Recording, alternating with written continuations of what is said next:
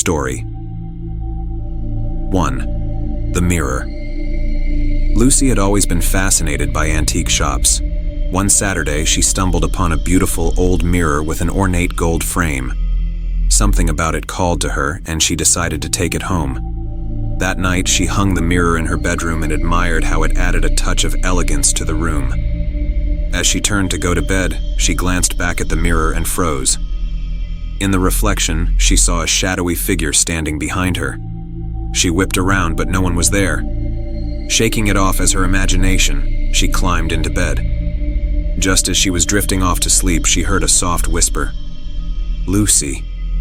Her eyes flew open. The room was dark, but she could see the mirror from her bed. In it, the shadowy figure was clearer now, closer.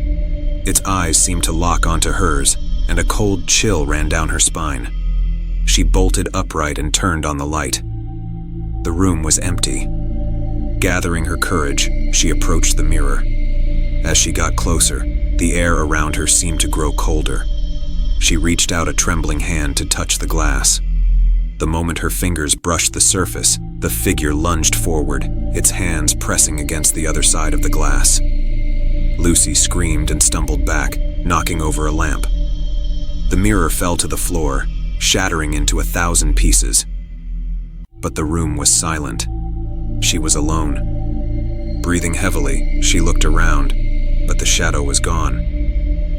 Relieved, she cleaned up the shards and threw the broken pieces into the trash. That night, she slept with the lights on. But as she drifted into an uneasy sleep, she didn't see the tiny piece of mirror still lying under her bed, where the shadowy figure watched her through the fractured glass. Story 2. The Attic. Mike and Sarah had just moved into their new house, an old Victorian with plenty of character. One day, while exploring the attic, they found an old, dusty chest.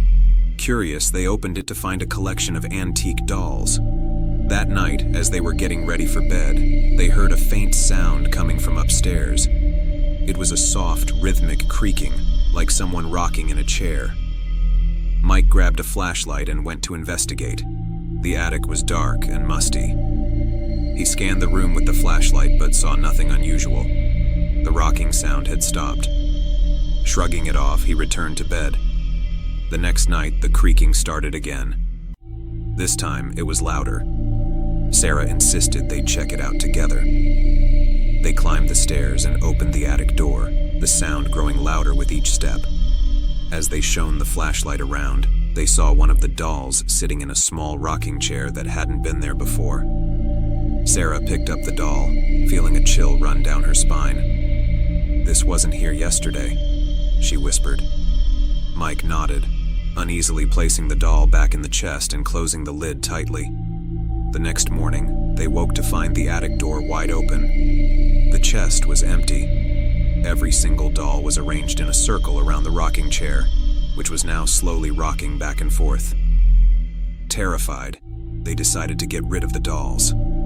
They packed them up and drove to the nearest landfill, throwing the box into the dump.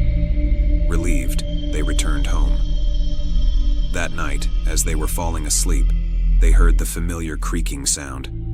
Mike grabbed the flashlight with a shaking hand and slowly walked up to the attic. The door creaked open, and there in the middle of the floor was the rocking chair, empty, but still rocking.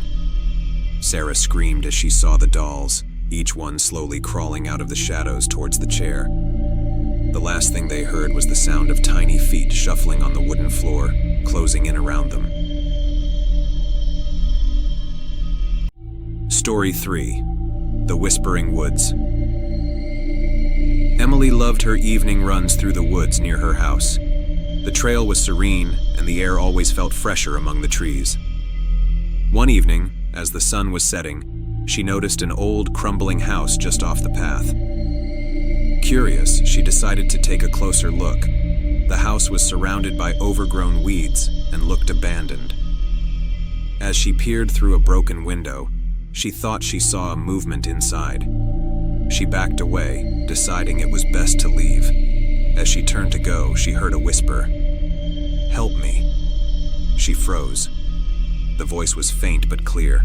Against her better judgment, she called out, "Hello? Is anyone there?" Silence. She waited a moment before continuing her run, faster this time, eager to get away. That night, Emily couldn't stop thinking about the house and the whisper. She convinced herself it was just her imagination. But the next day, on her run, she found herself drawn back to the house.